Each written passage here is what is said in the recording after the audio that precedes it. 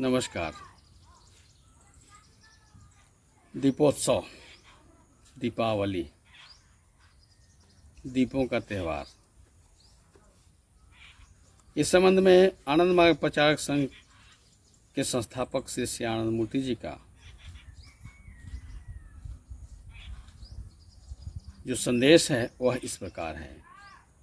मन की जो अंधकार है उसको हटाना है। ऐसा नहीं कहना है कि घर घर में दिवाली, मेरे घर में अंधेरा। आपके घर में भी दिवाली होनी चाहिए। यह दिवाली आत्मा की दिवाली है। बंधुओं, मन की जो अंधकार है उसको हटाना है।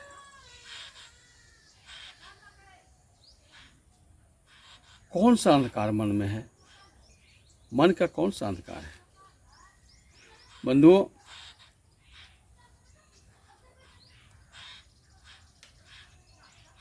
मन नकारात्मक शक्तियों के द्वारा जब गाइड होता है तो वह अहंकार से वशीभूत हो जाता है और वह भूल जाता है कि उसका जो अस्तित्व है वह उस शक्ति पर निर्भर करती है जो संपूर्ण ब्रह्मांड के नियंत्रक है। मन जब अपने नियंत्रक से भी अपने आप को सर्वोपरि मानने लगता है तब हम कह सकते हैं कि मन अज्ञानता रूपी उस अंधकार से घिरा हुआ है जो इतना घनघोर है मानो अमावस्या की काली रात है। अमावस्या की जो काली रात होती है वो इतनी काली होती है कि हम अपना शरीर को भी नहीं देख सकते हैं।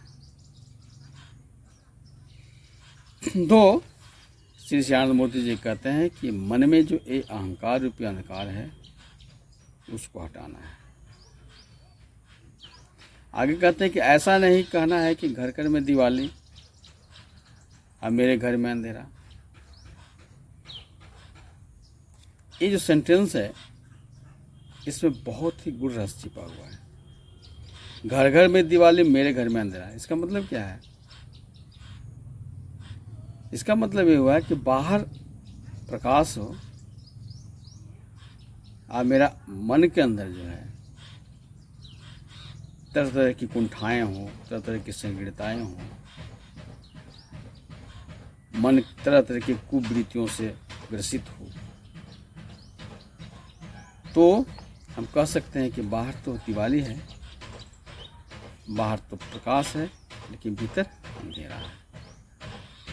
तो कहने का मतलब है कि बाहर भी प्रकाशित करना है और मन के भीतर के जो कुवृत्तियाँ हैं, जो प्रगति के पथ पर चलने में बाधा पहुंचाती हैं, उसको भी प्रकाशित करना है।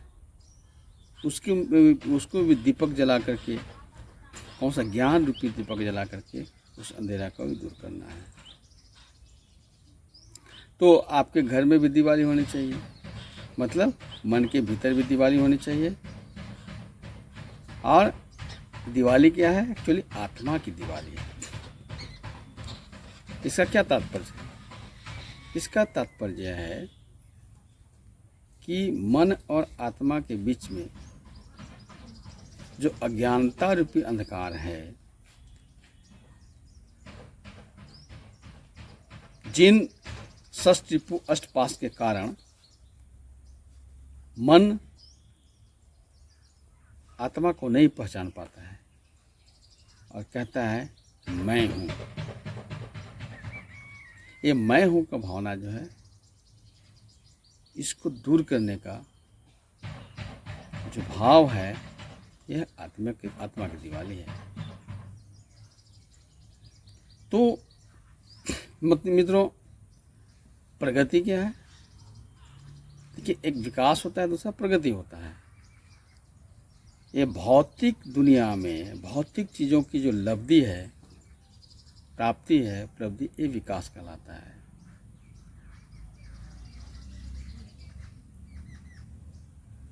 ये भौतिक विज्ञान की सहायता से आज हमारा जो जीवन है सुखमय बन गया है, आरामदायक हो गया है।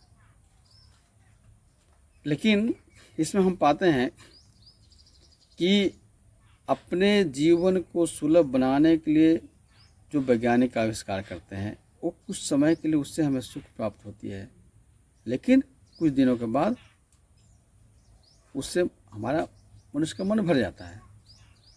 फिर नई खोज, जैसे शुरू में आदमी जंगल में रहता था, आग का आविष्कार हुआ, पका कर खाने लगा, फिर तरह तरह के उसे मन हो गया तो तरह तरह के व्यंजन का आविष्कार किया, फिर चक्का का आविष्कार हुआ, बैलगाड़ी का आविष्कार हुआ, साइकिल का हुआ, मोटरसाइकिल का हुआ, 4 व्हीलर का हो गया, एरोप्लेन का होगा, विमान का होगा।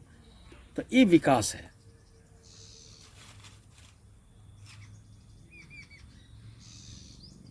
तो अब प्रगति क्या है? तो ये जो विकास है, विकास के माध्यम से मनुष्य अपने मन की अनंत इच्छा की तृप्ति नहीं कर सकता है। एक प्राप्त करेगा, दूसरा प्राप्त करने के लिए अभिलाषा जाएगा, दूसरा प्राप्त करेगा, तीसरा, आए अनंत काल तक चलते रहता है। और मनुष्य का जीवन है कितना? कुछ 50-100 साल का है, तब तो उसकी मृत्यु हो जाती है। और मन की जो इच्छा है, अनंत इच्छा, वो पूर्ति नहीं होती है। प्रगति क्या है? जिस माध्यम से, जिस पथ पर चल करके मनुष्य इसी जीवन में अपने मन की अनंत इच्छा की पूर्ति कर सकता है, वह प्रगति कहलाता है, वह प्रगति का पथ है। तो प्रगति का पथ आध्यात्मिक पथ है। तो मित्रों, दीपोत्सव का एक आध्यात्मिक पहलू है। आध्यात्मिक पहलू यह है कि इस दीपावली के शुभ अवसर पे हमें ये संकल्प लेना है कि हमारा मन जो विभिन्न तरह के संकीर्णताओं से घिरा हुआ है, विभिन्न तरह की बुराइयों से घिरा हुआ है, काम, क्रोध, मद, मोह, लोभ, मात्सर्य, षष्ठ रिपु के वशीभूत है, निद्रा, तंद्रा, भय, ईर्ष्या, जुगुप्सा, कुल, शील, मान, जो अष्टपाश हैं, 8 बंधन है। तो षष्ठ रिपु अष्टपाश से जो मेरा मन बंधा हुआ है, उसको अपने मन के भीतर दीपक जला करके इस बंधनों से मुक्त होना है। अब दीपक कैसे जलाया जा सकता है? बाहर तो आसान है, दिया लिया, दिया में तेल डाला, उसमें रुई का बत्ती बनाया, जला दिया। 100, 200, 1000, 500, लाख दिया जला करके प्रकाशमान कर सकते हैं। कई दिया मिल करके वो जो अमावस्या के घनघोर काली रात है, उसमें रोशनी बिखेर सकते हैं, प्रकाशमान कर सकते हैं। लेकिन मन के भीतर कैसे होगा? तो मन के भीतर जो दीपक जलाने का है, वह ये जो षष्ठ रिपु अष्टपाश है, उन पर नियंत्रण करना। और उन पर नियंत्रण करने के लिए आध्यात्मिक अनुशीलन की आवश्यकता होती है। वह शुरू होता है दीक्षा से। जब मनुष्य किसी सद्गुरु के द्वारा आध्यात्मिक दीक्षा प्राप्त करता है, दीक्षा का मतलब होता है दिव्य ज्ञान की प्राप्ति और अंधकार का क्षय। दीप्ति ज्ञान के द्वारा अंधकार का क्षय करना। दीप्ति ज्ञान क्या है? जैसे एकदम घनघोर काली अंधेरी रात में टॉर्च जलाते हैं, तो टॉर्च का जो फोकस होता है, जिस तरह से घनघोर अंधेरी रात को चीरते हुए हम जिस चीज़ को देखना चाहते हैं, वहाँ पर सीधे लक्ष्य पे जा कर के वो रोशनी देता है। उसके माध्यम से हम आगे बढ़ते हुए उस लक्ष्य तक पहुँच जाते हैं। ये है दीप्ति। तो दीक्षा में जो सद्गुरु के माध्यम से जो तांत्रिक सिद्ध मंत्र दिया जाता है वह सिद्ध मंत्र ठीक इसी तरह से टॉर्च लाइट का काम करता है। उसके सहारे मनुष्य अज्ञानता रूपी अंधकार को चीरते हुए आगे बढ़ते जाता है और अपने परम लक्ष्य को प्राप्त कर लेता है। इसी जीवन में आनंद की प्राप्ति कर लेता है, अपने मन की जो आनंद इच्छा है उसकी पूर्ति कर लेता है। ये है प्रगति। अब है दीपोत्सव का एक वैज्ञानिक पक्ष भी है। ये मैंने आध्यात्मिक पक्ष बताया। वैज्ञानिक पक्ष ये है कि भारतवर्ष में 3 ऋतुएं हैं और भारतवर्ष के ऋषि मुनियों ने हर एक ऋतु के प्रारंभ में और बाद में इस तरह के पर्व त्यौहार का आविष्कार किया जो मनुष्य के कुंठित मन को प्रफुल्लित करके उसके प्रकृति के पथ पर आगे बढ़ाता है। वर्षा ऋतु के बाद शरद ऋतु आता है और यह शरद ऋतु शरदोत्सव के रूप में मनाते हैं। उसके 16 दिन के पश्चात दीपोत्सव होता है। दीपोत्सव में क्या है कि वर्षा ऋतु में अनुकूल वातावरण, अनुकूल माहौल के कारण असंख्य कीड़े मकोड़े जीव जंतु का बैक्टीरिया का जन्म होता है। अब वर्षा ऋतु के अंत के साथ ये जो कीड़े मकोड़े बैक्टीरिया हैं सब प्रौढ़ा अवस्था में पहुंच जाते हैं। तो दीपावली के अवसर पे लोग अपने घर द्वार बाहर भीतर जितने भी वस्तुएं हैं सबका साफ सफाई पेंट पोछाड़ा करते हैं, जिसके कारण जो बैक्टीरिया हैं, जो कीड़े मकोड़े हैं, जो हमारे जीवन के लिए नुकसानदायक हैं वो नष्ट हो जाते हैं, उनकी सफाई हो जाती है, वो खत्म हो जाते हैं। इसके बावजूद भी कुछ सूक्ष्म जीवाणु रह जाते हैं। तो अमावस्या के दिन काली घनघोर अंधेरी रात में जब हम असंख्य दीप प्रज्वलित करते हैं तो हम जानते हैं कि जो भी कीड़े मकोड़े या बैक्टीरिया होते हैं वे प्रकाश के पुंज को देख करके उसके तरफ आकर्षित होते हैं और उस दिए के लौ उसके पुंज में झुलस करके वो मर जाते हैं। तो इस तरह से पूरा आसपास के वातावरण शुद्ध हो जाता है, बैक्टीरिया मुक्त हो जाता है, रोगाणु जीवाणु मुक्त हो जाता है। यह एक प्राकृतिक व्यवस्था, नेचुरल व्यवस्था है। आज विज्ञान के विकास होते के साथ क्या है कि जो प्राकृतिक व्यवस्था थी, जो नेचुरल था, जो सामंजस्य करके जो व्यवस्था थी वो नष्ट होती जा रही है। तो इस इकोलॉजी के नष्ट होने के कारण मनुष्य तरह तरह के टेंशन, तरह तरह की बीमारियों से ग्रसित हो जा रहा है। लेकिन यह दीपोत्सव जो है इसके पीछे वैज्ञानिक कारण यह था।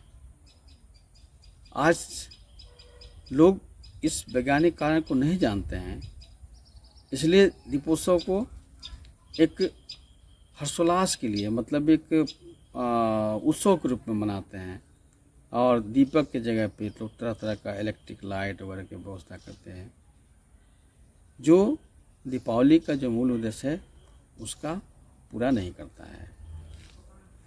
तो ये वैज्ञानिक कारण है।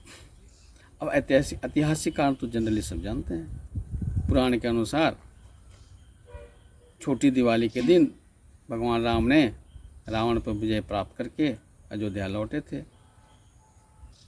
तो उसके दूसरे दिन अयोध्यावासी घी के दिए जला करके उनका स्वागत किए थे और खुशी मनाए थे। यह ऐतिहासिक कारण है। मित्रों,